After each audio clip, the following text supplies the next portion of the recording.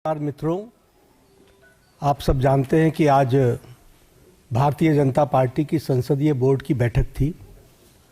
यह बैठक उपराष्ट्रपति पद के प्रत्याशी के चयन के लिए ये बैठक बुलाई गई थी।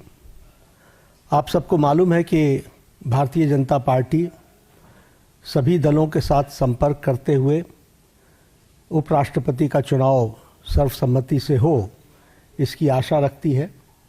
और इसीलिए हम सब लोगों ने पिछले एक सप्ताह में लगभग सभी राजनीतिक दलों के साथ, हमारे एनडीए के पार्टनर्स भी और जो हमारे विपक्षी दल के पार्टी के सदस्य हैं, नेता हैं, उनके साथ भी संपर्क साधा था हमारे वरिष्ठ नेताओं ने।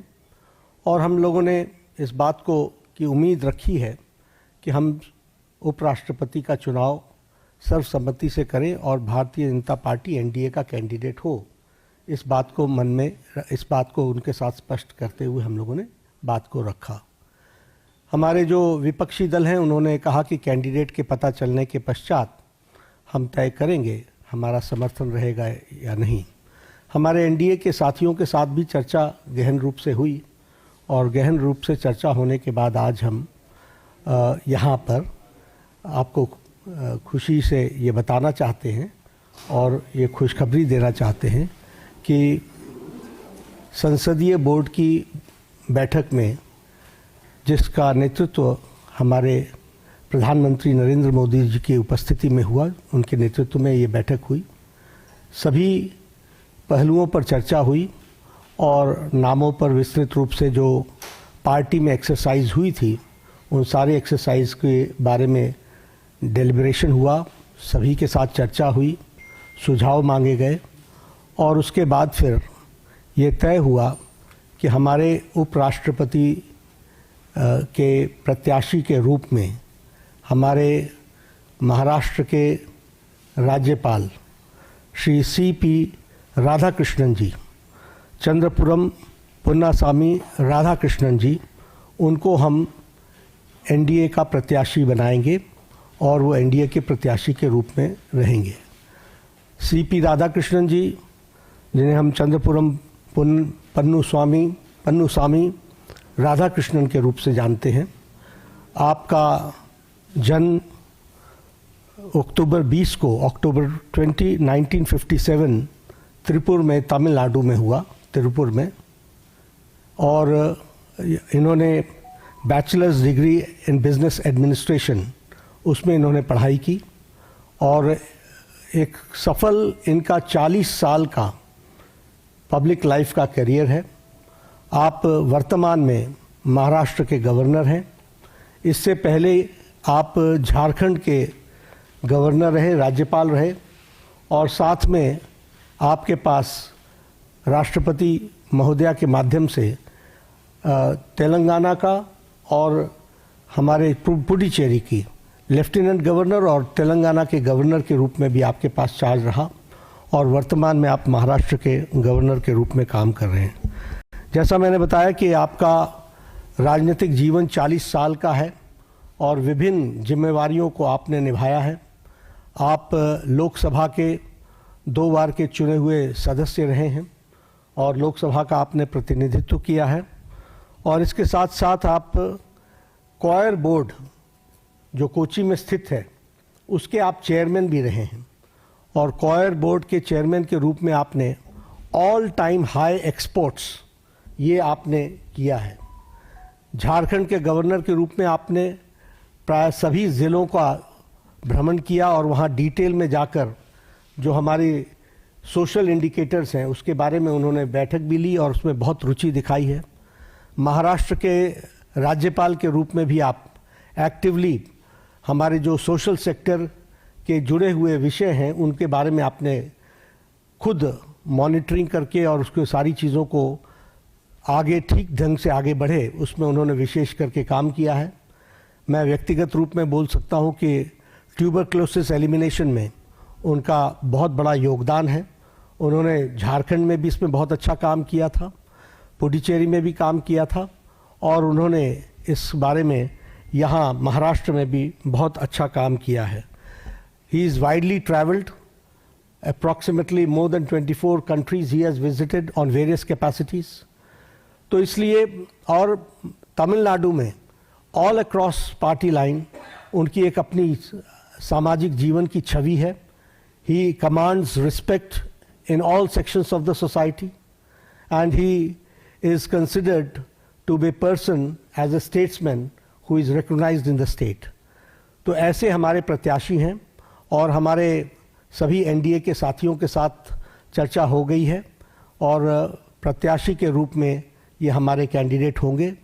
हमारे आप सब के माध्यम से अपील है कि हमारे विपक्षी दल के साथ भी हम बात करेंगे, उनका भी हमको समर्थन मिले ताकि हम सब लोग मिल करके उपराष्ट्रपति पद के का निर्विरोध चुनाव हो, ये हमारी आशा है. उनके साथ हमने जैसा पहले कहा कि हम संपर्क में रहे हैं, हमने उनको पहले भी संपर्क किया है, हमारे वरिष्ठ नेताओं ने, और अभी भी हम उनके साथ संपर्क में रहेंगे और हमारे एनडीए के सभी साथियों ने समर्थन दिया है. तो पुनः सीपी राधाकृष्णन जी हमारे एनडीए के उपराष्ट्रपति वाइस प्रेसिडेंट के कैंडिडेट हैं. आप सब के माध्यम से सभी हमारे सांसदों से अपील है कि उनका समर्थन सीपी राधाकृष्णन जी को मिले. आप सभी साथियों का बहुत बहुत धन्यवाद. तो इस वक्त की बड़ी खबर, और बड़ी खबर दरअसल यह है कि एनडीए की तरफ से उपराष्ट्रपति उम्मीदवार को घोषित कर दिया गया है, सीपी राधाकृष्णन. हमने तय नहीं किया है, लेकिन जब करेंगे तो आपको सूचित करेंगे. जिनके अगर राजनीतिक जीवन की बात की जाए तो 67 उम्र, तमिलनाडु के रहने वाले हैं. 4 मई 1957 को तिरुपुर में उनका जन्म हुआ. 16 साल की उम्र में ही आरएसएस से वो जुड़ गए थे. कोयंबटूर निर्वाचन क्षेत्र से 2 बार लोकसभा के लिए चुने गए. वो बीजेपी के तमिलनाडु प्रदेश अध्यक्ष भी रह चुके. 2004 से 2007 तक तमिलनाडु की कमान उन्होंने संभाली थी. सिर्फ इतना ही नहीं, एक लंबा राजनीतिक करियर रहा है उनका. 1998, 1999 के लोकसभा चुनाव में वो जीते, संसद पहुंचे. 2014, 2019 के चुनाव में भी बीजेपी ने उन्हें उम्मीदवार बनाया, लेकिन इस दौरान वो जीत नहीं पाए. उसके बाद 18 फरवरी 2023 को झारखंड के राज्यपाल के तौर पर उन्हें कमान दी गई. उसके बाद उन्हें महाराष्ट्र का राज्यपाल नियुक्त किया गया. उन्होंने रमेश बैस, जो कि उस वक्त के राज्यपाल थे, उनकी जगह उन्होंने ली थी.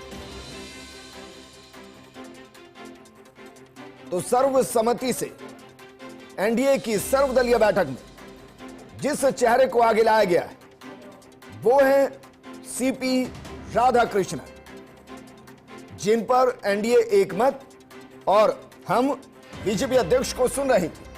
उन्होंने कहा कि कोशिश की जाएगी कि सर्वसम्मति से इस नाम के साथ चुनाव को आगे बढ़ाया जाए. और यहां सर्वसम्मति का मतलब एनडीए नहीं है, यहां वो सर्वदल जो इंडियन पॉलिटिक्स में एग्जिस्ट करते हैं, मतलब विपक्ष को भी इसके लिए मनाया जाए कि वो अपना कैंडिडेट घोषित ना करे, क्योंकि जो संख्या बल है वो पूरे तरीके से एनडीए के समर्थन में है. इसलिए सीपी राधाकृष्णन मानकर चलिए कि नए उपराष्ट्रपति होंगे, लेकिन क्या इलेक्शन होगा या नहीं, यह अपोजिशन को तय करना है कि क्या वो कैंडिडेट को उतारेंगे या नहीं उतारेंगे.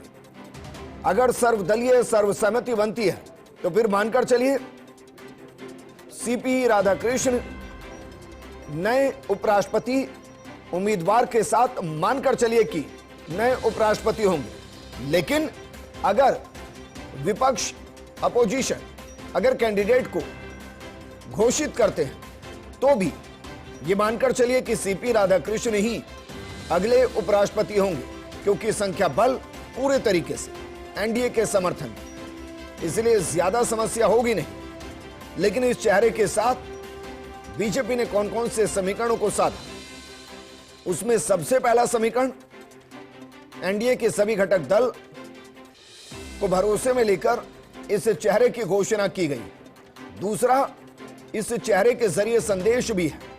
संदेश है कि जो लगातार काम करते रहे, जिन्होंने अपने जीवन को इंडियन पॉलिटिक्स के लिए समर्पित कर दिया, क्योंकि सोचिए, मैं 16 साल की उम्र में वो संघ से जुड़ गए थे और लगभग 50 सालों से वो देश की सेवा अलग अलग माध्यम से कर रहे हैं।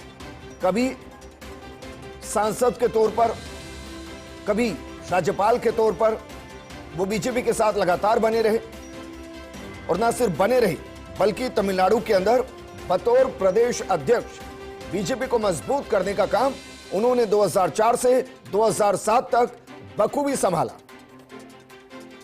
इसके बाद 14 और 19 के लोकसभा चुनाव लड़े, उस दौरान वो जीत नहीं पाए और 18 फरवरी 2023 को झारखंड के राज्यपाल के तौर पर उन्हें जिम्मेदारी दी गई, जिस जिम्मेदारी को आगे चलकर महाराष्ट्र के साथ बदल दिया गया। फिलहाल वो महाराष्ट्र में राज्यपाल की भूमिका निभा रहे हैं, लेकिन मानकर चलिए जल्द ही वो उपराष्ट्रपति की भूमिका निभाएंगे, या यूं कहिए कि 9 सितंबर को वो देश के 15वें उपराष्ट्रपति घोषित हो जाए। क्योंकि जिस तरीके से उपराष्ट्रपति के चुनाव की प्रक्रिया है, उस चुनाव की प्रक्रिया के अंदर सिर्फ लोकसभा और राज्यसभा यही वोट कर सकते हैं, और इसमें बहुमत एनडीए के पास है, इसलिए ज्यादा समस्या होगी नहीं। और ये देखिए तस्वीरें आपको दिखा रहे हैं, ये कुछ तस्वीरें हैं, इन तस्वीरों के अपने आप में बहुत से मायने हैं। बहरहाल इस वक्त की बड़ी खबर, जेपी नड्डा ने नाम का ऐलान किया। एनडीए के उम्मीदवार होंगे सीपी राधाकृष्ण, जो संघ से जुड़े रहे, जो बीजेपी के साथ जुड़े रहे, जिन्होंने कई सामाजिक सरोकार की ऐसी जिम्मेदारियां निभाई जिससे वो अपने आप में लोकप्रियता के पायदान आगे बढ़ते रहे। झारखंड का जिक्र जेपी नड्डा ने किया था कि उन्होंने हर जिले का दौरा किया, वहां की समस्याओं को सुना, समझा, समाधान किया और बतौर राज्यपाल बेहद सक्रिय रहे। महाराष्ट्र में भी वो इस जिम्मेदारी को बखूबी निभा रहे हैं और इस जिम्मेदारी को आगे बढ़ाते हुए अब वो उपराष्ट्रपति के लिए एनडीए की तरफ से उम्मीदवार घोषित किए गए। जेपी नड्डा की तरफ से कहा गया है कि पूरी कोशिश है कि अपोजिशन को मनाया जाए, इस चेहरे पर आम सहमति बनाई जाए ताकि इलेक्शन ना हो, क्योंकि ऐसी परंपराएं रही हैं कि निर्विरोध उपराष्ट्रपति का चुनाव हुआ है, अक्सर हुआ है। हालांकि इससे पहले जब जगदीप धनखड़ उपराष्ट्रपति के लिए चुने गए थे तो अपोजिशन ने अपना कैंडिडेट उतारा था, मार्गेट अल्वा को। उस दौरान कैंडिडेट घोषित किया गया था, लेकिन उस दौरान भी एनडीए के पास पूर्ण बहुमत था और इसीलिए ज्यादा समस्या उस दौर में भी नहीं हुई थी, और बिल्कुल इसी तरीके से समस्या अब भी नहीं होगी। गहन चर्चा के बाद इस नाम की घोषणा की गई है। प्रधानमंत्री मोदी की उपस्थिति में सर्वसम्मति से इस नाम पर मोहर लगी है। फिलहाल महाराष्ट्र के राज्यपाल की जिम्मेदारी सीपी राधाकृष्ण निभा रहे हैं।